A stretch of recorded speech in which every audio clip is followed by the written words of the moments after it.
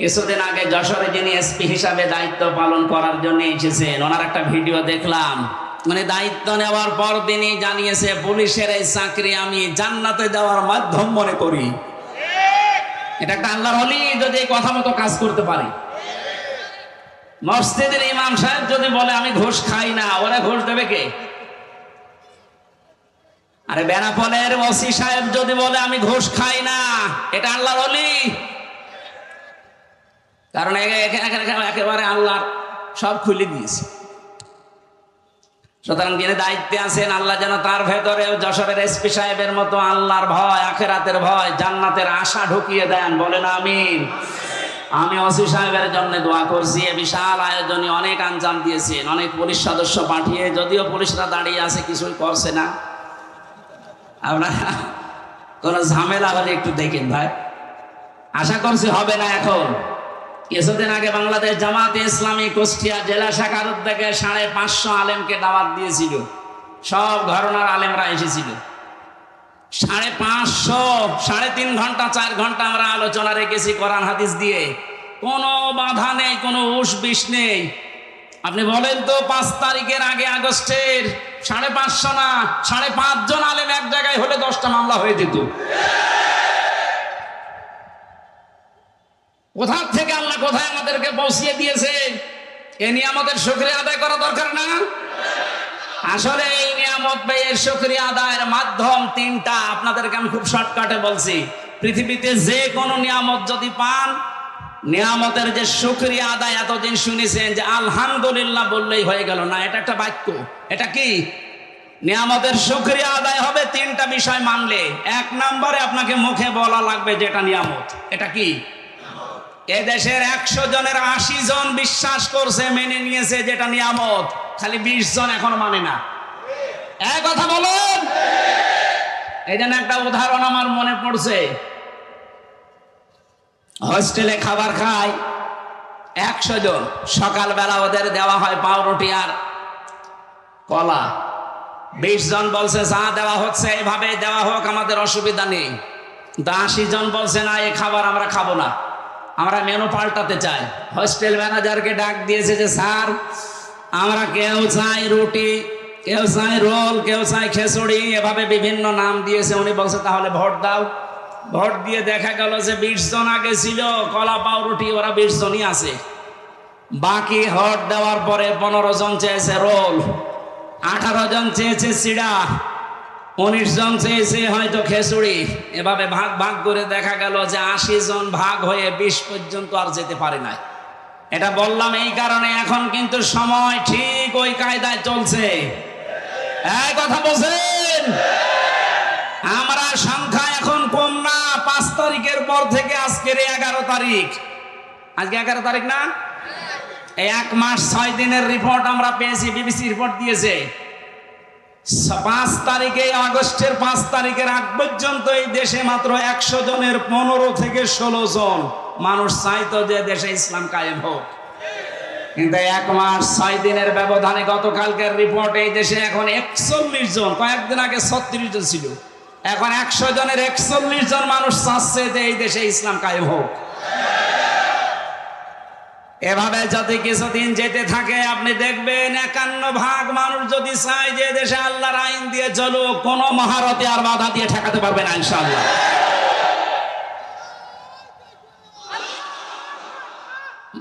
আমার কথা শেষ করতে বসান বসান। সম্মানিত ভাইরা, আমরা 80 জন, এরপরও আমরা 20 জনের সাথে পারছি না, কারণ ওরা সব এখনো কলা পাউরুটিতে আছে। কথা বলেন। আমরা 80 জন যদি এখন ভাগ ভাগ হয়ে 15, 17, 18, 19 যায়, 20 পার হতে না পারি, কিয়ামতের আগে কিন্তু এদেশে আল্লাহর বিধান আসবে না। যেন আমরা চাই ছোটখাটো বিষয়ে সব মতপার্থক্যবাদ। এই আয়াতের পরবর্তী আয়াতে এই কথাগুলো আল্লাহ দিয়েছেন, তোমরা সবাই মিলে ঐক্যবদ্ধ হয়ে আল্লাহর রজুকে আঁকড়িয়ে ধরো। মাওলানা মামুনুল হক হাফিজাহুল্লাহ 3 বছর আমার সাথে ছিল, পাশের রুমে। উনি মাঝে মাঝে আমারে বলতেন, হামজা, বাইরে ভাবতাম কি আর ভেতরে এসে দেখছি কি। আমরা মারামারি করতাম বাইরে, 5 কলি না 3 কলিলা লম্বা টুপি এই নিয়ে।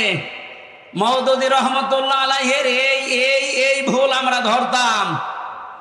কেউ হাত বাঁধা নিয়ে, কেউ মোনাজাত নিয়ে ফতোয়াবাজি করতাম। আর এখানে এসে বাস্তবতায় কি দেখছি, বাইরে যদি যেতে পারি, কথা দিয়ে গেলাম তোমার সাথে, বাইরে যেতে পারলে সব ছোটখাটো বিষয় বাদ, আমরা সব এখন আল্লাহর দ্বীনের জন্য এক হব।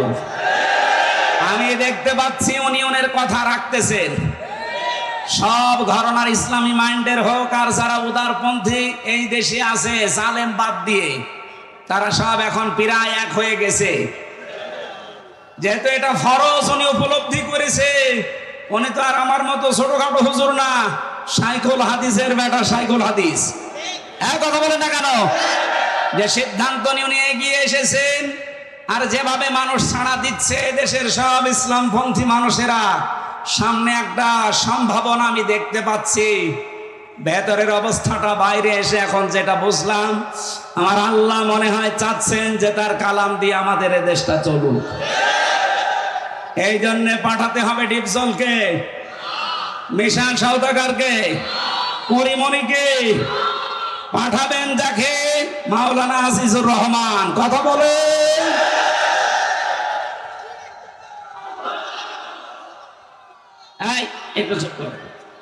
সেদিন সিরাজগঞ্জে যাওয়ার পরে আমি নেতৃত্বের গোনা বলে 8টা, এর উপরে কথা বলেছিলাম। এক জালেম এসে বলছে, হুজুর ওয়াজ হচ্ছে না রাজনীতি হচ্ছে? এইটাই আসলে আজ এতদিন পর্যন্ত আমাদের আদর্শ ঠিক করতে পারি নাই, এই কারণে মাথার উপরে যাদের ঝড়ি ছিল আমাদের পর্যন্ত আসে না। রাসূলুল্লাহ আবু সাইলের মাথা থেকে, আবু লাহাবের মাথা থেকে খাদ্যের ছড়ি যখন আবু বকরের মাথায় দিয়েছেন, ওমরের মাথায় দিয়েছেন, এতদিন যারা খাবার পায়নি এখন খাবারের অভাব হয়নি। ঝড়ি তো একই ছিল, শুধু মানুষ পাল্টিয়েছে। কথা বলেন ঠিক কিনা? আমরাও তো ঝড়ি ঠিকই আছে, শুধু পাল্টিয়ে চাকলাদার মার্কা লোককে বাদ দিয়ে আমরা আজিজুর মার্কা লোক চাই। ঝড়ি ঠিকই থাকবে, খাবারের অভাব হবে না ইনশাআল্লাহ। আপনি কি বেশি বলে ফেললাম? না না, কিসের বেশি, কম হয়ে গেছে। আমি যেটা বিশ্বাস করছি কোরআন পড়ে কোরআন দেখে, সেইটাই আমি জানাচ্ছি। খালি ঝড়ি পাল্টিয়ে দেন, এদেশে কোনো কিছুর অভাব নেই, শুধু সৎ নেতৃত্ব আর যোগ্য বন্টনের অভাব। এই কারণে আমরা খাবার পাই না। এগুলো ফিরিয়ে দেন, দেখেন কি হয়। আপনাদের এলাকা তো সাক্ষী, মাওলানা রিয়াসাত আলী। এক কথা বলছে না কেন? এই পাশের যে পাশের থানায় ছিল কে, মুহাদ্দিস আবু সাইদ, এর চাইতে জ্বলন্ত সাক্ষী আর কি চান? দিয়ে দেখেন তো এরকম মানুষকে। আমি কথা দিয়ে যাচ্ছি, যদি যা বলছি না মেলে, আমি জীবনে মাহফিলে আর কোরআনের কথা বলবো না, আপনাদের মতো হয়ে যাবো। যান। এই জন্য আল্লাহ ভালো কাজ দেখলে যদি আমাদের ভালো লাগে, আনন্দ লাগে, অন্যায় দেখলে যদি কষ্ট লাগে, দুঃখ পান, বুঝবেন যে আপনার ভেতরে আর যা থাক ঈমান আছে। এইরকম ঈমানদারকে আল্লাহ ডাক দিয়েছেন, ইত্তাকুল্লাহ, আমি আল্লাহকে ভয় করো। তাকওয়ার ব্যাখ্যা এতদিন পর্যন্ত কি শুনেছেন আমি জানি না। অনেকে মনে করে তাকওয়া মানে বিশাল জুব্বা গায়ে দিয়ে, পাগড়ি মাথায় দিয়ে, হাতে একটা তসবিহ নিয়ে শুধু এই সারের মতো পান খাবেন। না না, উনি পান খায় এই জন্য বলছে না। আমি দেখেছিলাম বাস্তবে পাবনায় একবার, এক হুজুর আমার আগে ওয়াজ করছে, আমার ভাইরা, আমার এই পীর এত বড় আল্লাহর ওলি প্রতিদিন 30টা করে পান খায়, প্রতি পানে হাকিমপুর জর্দা খায়। মরিদরা বলছে সুবহানাল্লাহ। এইটাই যদি সুবহানাল্লাহ হয়, নাউজুবিল্লাহ হবে কোন জর্দায়? আপনাদের এলাকায় যেহেতু এই জিনিস তৈরি হয়, এই জন্য ওই জিনিসের কথা তো বলা যাচ্ছে না। এটাকে এখনো তৈরি হচ্ছে। আমি আকিস গ্রুপে চাকরি করতাম 8 দিন হাসপাতালে ঢাকাতে।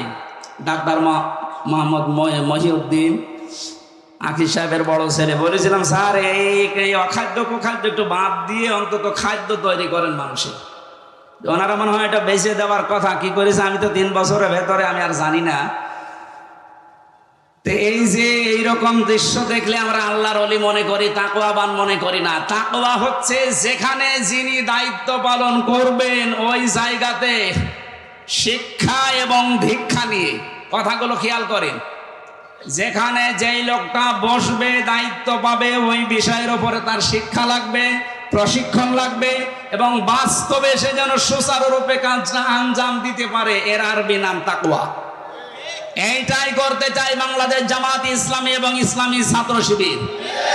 আমি বাস্তব দেখছি, এই কারণে বলছি, যোগ্যতা সম্পন্ন মানুষ শিক্ষা এবং দীক্ষা দিয়ে জায়গায় তুলে দেন, আল্লাহর কসমে দেশটা দাঁড়িয়ে যাবে ইনশাআল্লাহ। একটা নাস্তিক, আল্লাহ বিশ্বাস করে না, অধ্যাপক আনিসুর রহমান, এই লোকটা ঘোষণা দিয়েছে বাংলাদেশ জামাত ইসলামী এবং ছাত্র শিবিরের হাতে 5টা বছর তুলে দেন। উনি গ্যারান্টি দিচ্ছে দেশে দুর্নীতি, চুরি, অন্যায়, অবিচার সব 5 বছরে বিদায় নিয়ে চলে যাবে। আল্লাহ বিশ্বাস করে না এই লোকটা এ কথা বলতে পারে। আর আপনি একটু নামাজও তো পড়েন, নামের আগে হাজি আছে, তাও আপনি বিশ্বাস করেন না। আপনি ফিরে এসে দেখেন কি হয়। আমার বংশের 100 জনের 98 জন ছিল এই জালেমের পক্ষে।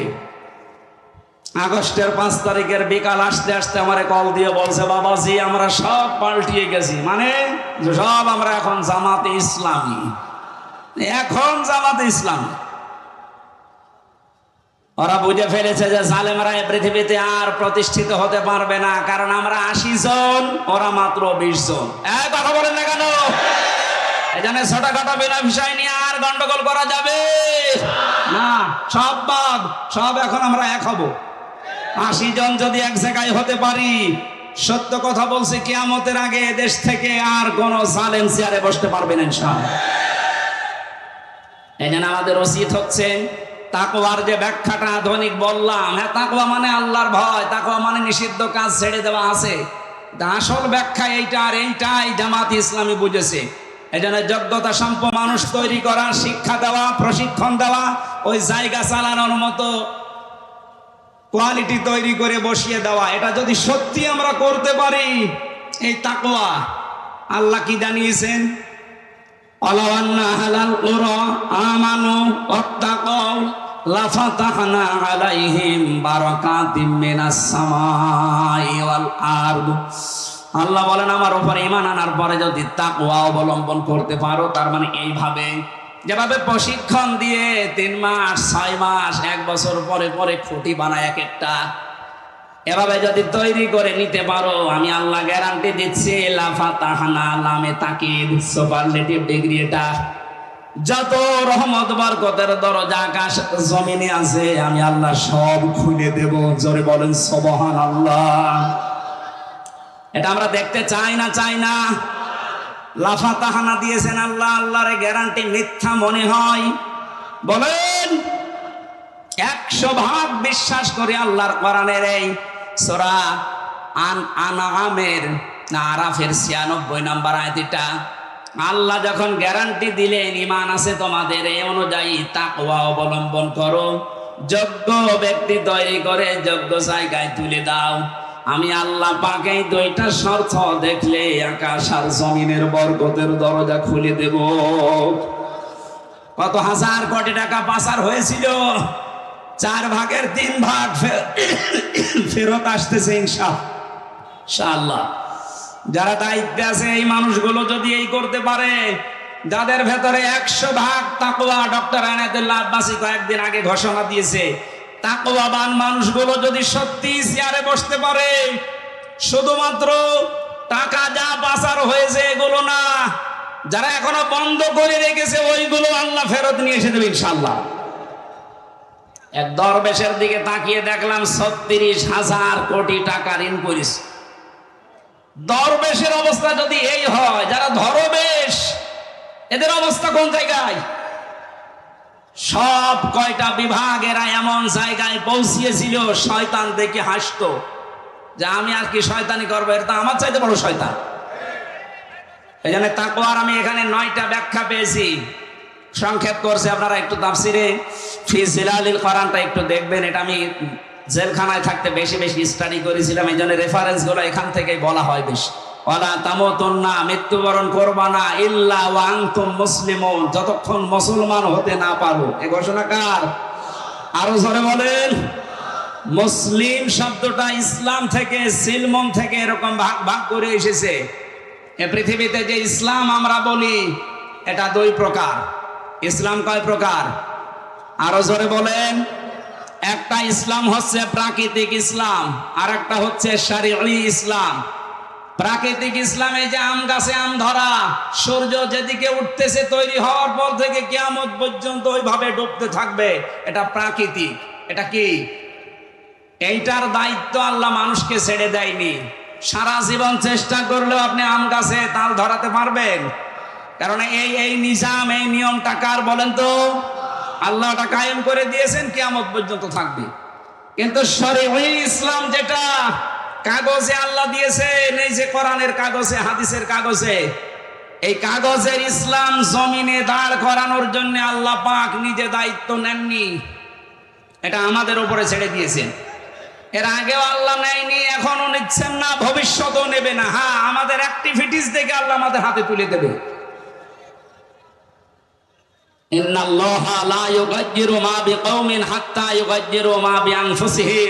যতক্ষণ পর্যন্ত কোন জাতি নিজের ভাগ্য পরিবর্তনের চেষ্টা না চালায়, ততক্ষণ আল্লাহ ভাগ্য পরিবর্তন করে দেয় না। এ কথা মানেন তো? সময় সুযোগ যখন এসেছে, আমাদের ভাগ্যকে আমাদেরই পাল্টাতে হবে। এই কাগজের ইসলামকে জমিনে নিয়ে আসা লাগবে ইনশাআল্লাহ। বলেন, এটা যদি সত্যি জমিনে ইজহার হয়ে যায়, মান করাল কোরআনা ফাস্তাজহারাহু, যে ব্যক্তি কোরআন পড়ে আর কোরআনকে বিজয়ী করার চেষ্টা করে, ফাহাল্লা হালালাহু ওয়া হাররামা হারামাহু, এর হালালকে হালাল, হারামকে হারাম জেনে ছেড়ে দেয়, আদখালাহুল্লাহুল জান্নাহ, নবীজি বলেন আল্লাহ তাকে জান্নাতে দিয়ে দিয়েছে। বলেন আল্লাহু আকবার। এ কাজ যদি কেউ না করে, দুনিয়ার কাজ মনে করে ছেড়ে দেয়, যে কাগজ ইসলামকে জমিনে প্রতিষ্ঠিত করা এটা রাজনীতি, দুনিয়ার কাজ, নবীজি বলেন মান মাতা, যে ব্যক্তি মরে গেল, অলাম ইয়াফজু, গজওয়া করা, আন্দোলন করা, দিন কায়েম করার কোন সিদ্ধান্ত, মন মানসিকতা, সাপোর্ট তার ছিল না, অলাম ইউহাদ্দিস বিহি নাফসাহু মাতা আলা শুবাতিন মিনান নিফাক, এই লোকটা মারা যাওয়ার সময় নামাজি হতে পারে, রোজাদার হতে পারে, হজ করা হতে পারে, কিন্তু মুনাফিক হয়ে মরবে। বলেন নাউযুবিল্লাহ। আল্লাহ আমাদের হেফাজত করুন। প্রচন্ড গরম, এক আর রাতের মাহফিল শেষ শ্যামনগরে, এই জন্য খুব তাড়াতাড়ি করছি। এত গরমে আমারও সহ্য হচ্ছে না। আগামীতে নিয়ে আসলে রাতের বেলায় নিয়ে আসেন, এসার পরে তুলে দেনে মারা কয়েক ঘন্টা কথা বলবো। রহিতা আছে, এই সারের গ্রামে আছে কিছুদিন পরে, 8ই ডিসেম্বর রহিতা মনিরামপুরে, এখানে যাবেন, এসার পরে উঠবো ইনশাআল্লাহ। না, খুব কষ্ট হচ্ছে। আল্লাহুম্মা আমিন। লা ইলাহা ইল্লা আনতা সুবহানাক ইন্নী কুনতু মিনাজ জালিমিন। এই মাথাটা নিচে করেন, মাথা নিচে করেন, চক্ষু বন্ধ করেন। মা বোনেরা সহ যে যেখানে আছেন, আমার 100% বিশ্বাস হচ্ছে আজকের এই মোনাজাত কবুল হবে ইনশাআল্লাহ। মাথা নিচে করেন, মাথা নিচে করেন, চক্ষু বন্ধ করেন, জীবনের অপরাধ স্মরণ করুন।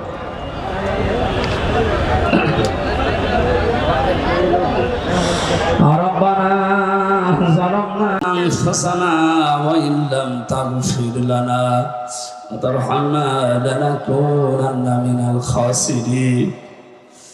ও আরশের মালিক, দিনের বেলা হাজারো কাজ আমাদের ছিল, সব বাদ দিয়ে তোমার কোরআনের জন্য ছুটে এসেছি। তুমি তো বলেছো আমার দিকে এক পায়ে গিয়ে আসলে আমি তার দিকে দৌড়িয়ে যাই। দেখো আমাদের এখানে এমন মানুষ বসে আছে, 5টা মিনিট তার জন্য বের করা সম্ভব না, এত ব্যস্ত।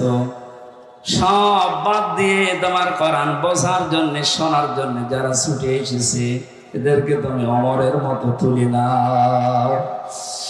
জিরো থেকে হযরতে ওমরকে যেভাবে হিরো বানিয়ে দিয়েছো আল্লাহ, যশোরের এই মানুষগুলোকেও তুমি কোরআনের ইজ্জতে হিরো বানিয়ে দাও।